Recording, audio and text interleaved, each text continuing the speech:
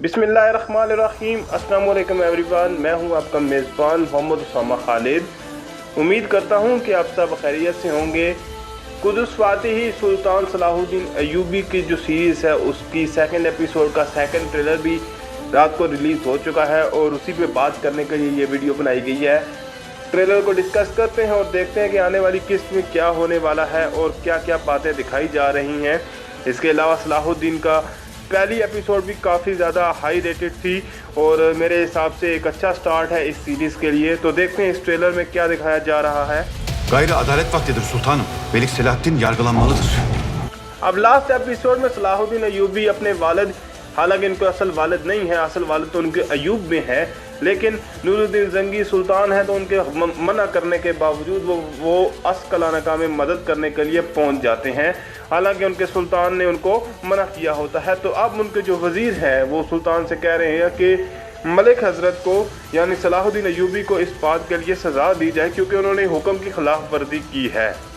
लेकिन अगर इनकी भी बात की जाए तो लास्ट एपिसोड में कुछ सीन्स ऐसे भी देखे गए हैं जिनसे इस चीज़ का भी अंदाज़ा लगाया जा सकता है कि ये भी सल्तनत हासिल करने के पीछे यानी कि इनमें भी सल्तनत की लालच मौजूद है।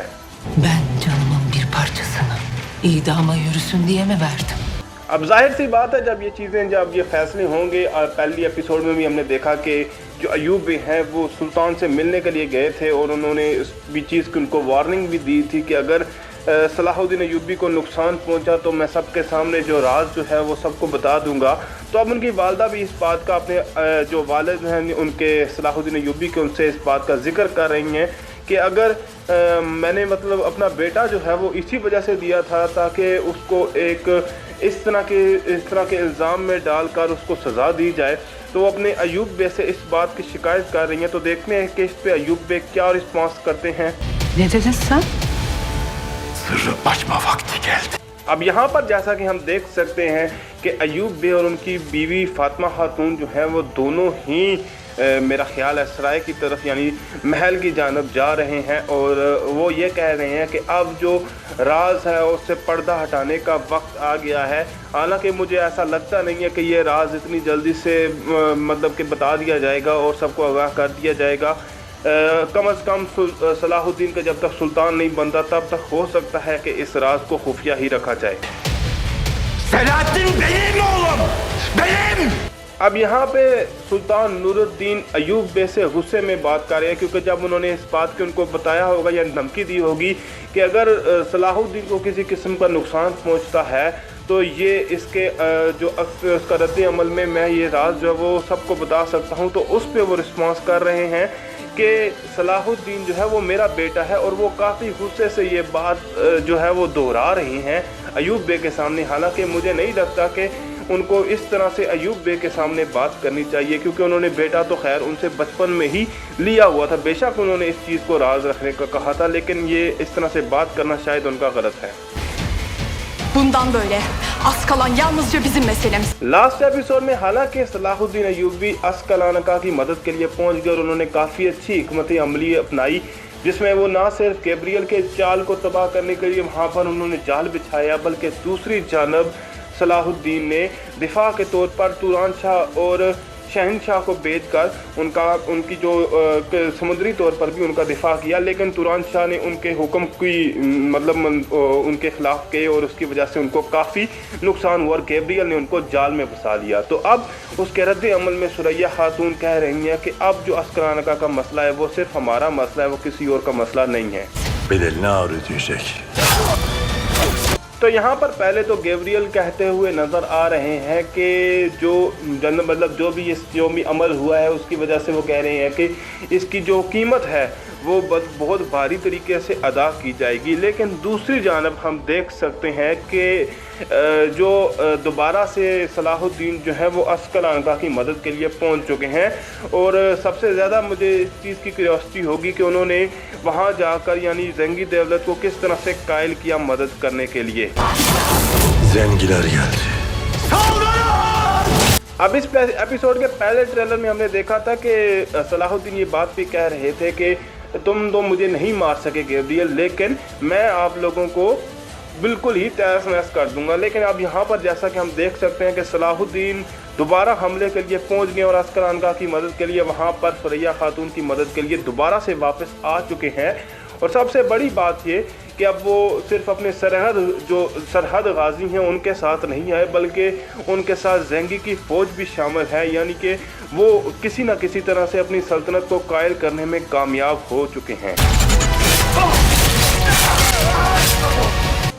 तो जैसा कि आप इन सीन्स में देख सकते हैं कि सिर्फ सरहद गाजी, क्योंकि सरहद गाजियों में सिर्फ और सिर्फ वहाँ पे जो सलाहुद्दीन के कुछ जो करीबी सिपाही थे वही थे, लेकिन अब जो वो लेके आए हैं वो उसमें फ़ौज में काफ़ी ज़्यादा लोग शामिल हैं और इसकी वजह से हो सकता है कि गैब्रियल की चाल को रोका जा सके। लेकिन दूसरी जानब दिखाया जा रहा है कि सलाहुद्दीन अपने शहर पे वापस आ रहे हैं, यानी महल की जानब वापस आ रहे हैं। लेकिन देखना ये होगा कि क्योंकि ये सीन मेरा ख्याल है कि पहले होगा और वो जंग जो है वो बाद में दिखाई जाएगी एपिसोड में।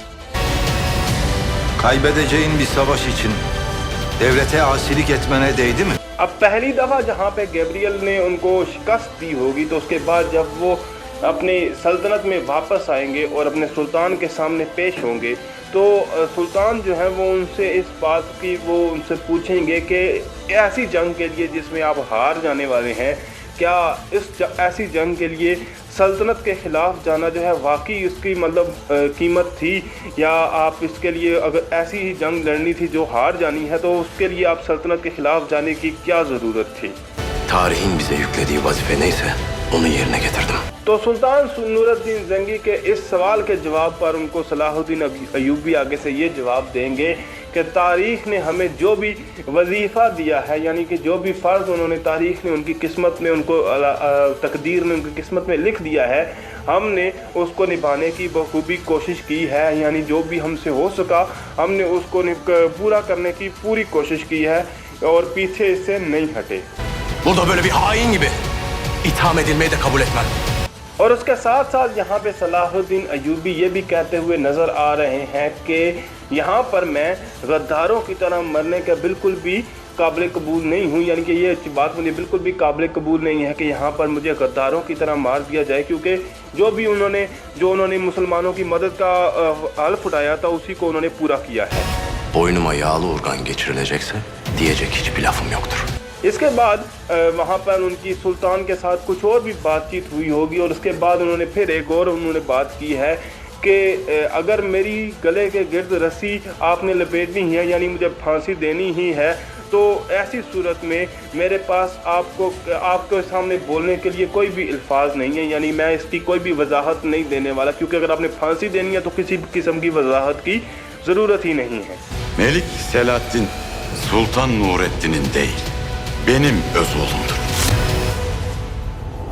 तो इस सीन को तो मैं ऑलरेडी एक्सप्लेन कर चुका हूँ, जहाँ पे सलाहुद्दीन अय्यूबी ने इनको 2 दिन पहले इस सीन को ड्रॉप किया था, तो मैं इसको ऑलरेडी वीडियो बना के एक्सप्लेन कर चुका हूँ, जहाँ पे अय्यूब बे वो दीवान में आकर ये बात कह रहे हैं कि मलिक सलाहुद्दीन सुल्तान नूरुद्दीन के नहीं बल्कि मेरे सगे बेटे हैं। और ये शायद इस तरह का हो सकता है कि जब वो दीवान में होंगे, यानी कि जब उनका फ़ैसला सुनाया जाएगा तो उनको ऐसा ख्याल आएगा कि वो हकीकत को बयान कर रहे हैं, लेकिन मेरा नहीं ख्याल कि वो इतनी जल्दी इस राज को अफशा करेंगे और सबके सामने लेके आएंगे। मिलते हैं नई अपडेट्स के साथ बहुत जल्द, तब तक के लिए इजाज़त दीजिए। अल्लाह हाफिज़।